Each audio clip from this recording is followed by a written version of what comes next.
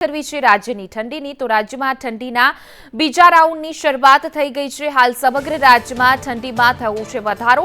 મોટાભાગના જિલ્લામાં લઘુત્તમ તાપમાનમાં ઘટાડો નોંધાયો છે।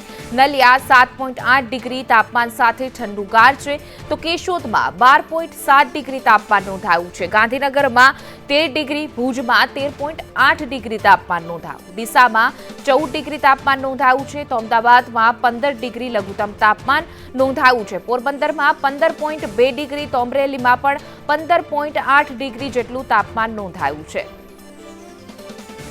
વધુ વિગતો સાથે મારા સંવાદદાતા આયુષી યાજ્ઞિક જોડાઈ ગયા છે। જે આયુષી, રાજ્યમાં હવે ઠંડીનો બીજો રાઉન્ડ શરૂ થઈ ગયો છે। મોટાભાગના એવા જિલ્લા છે કે જ્યાં 1 થી 2 ડિગ્રી જેટલું તાપમાનનો પારો છે, ગગડ્યો છે, ત્યારે અમદાવાદનું વાતાવરણ કેવું છે? બિલકુલ હિના, જે રીતે ઉત્તર તરફ થઈ રહેલી હિમવર્ષાની અસરોને ભાગરૂપે ગુજરાત રાજ્યમાં પણ ઠંડીનો ચમકારો જોવા મળી રહ્યો છે।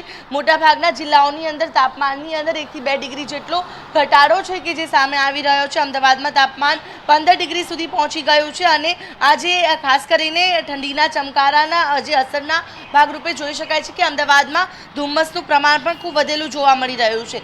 આખી રસ્તા ઉપર જાણે કે ધુમ્મસની ચાદર છવાઈ ગઈ હોય તે પ્રકારે સ્થિતિ જોવા મળી રહી છે। વ્હીકલ્સ જે આવી રહ્યા છે તેમને પણ હેડલાઇટ્સ ઓન રાખવી પડી રહી છે કારણ કે વિઝિબિલિટી છે તે પણ ઘટી ગઈ છે અને આ હિમવર્ષા જે થઈ રહી છે ઉત્તર તરફ તેની અસરોથી જે પવનો અહીંયા ફૂંકાઈ રહ્યા છે અને આ પવનોના સાથે ઠંડીનો ચમકારો પણ હવે વધવા લાગ્યો છે।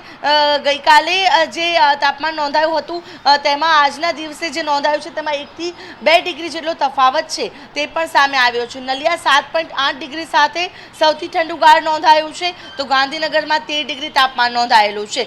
વલ્લભ વિદ્યાનગરમાં 16.8 ડિગ્રી, જ્યારે અન્ય કેટલાક જિલ્લાઓ છે કે જ્યાં જે તાપમાનનો પારો છે કે જે 16 થી 17 ડિગ્રી સુધી જોવા મળી રહ્યો છે।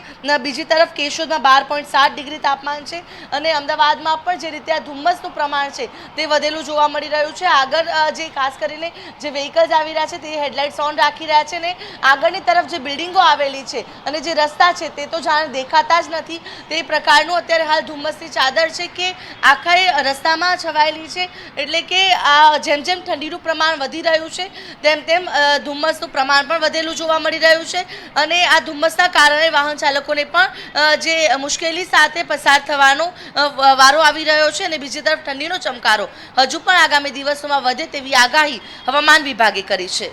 જી બિલકુલ આયુષી, અમારી સાથે જોડાવા બદલ આપનો આભાર।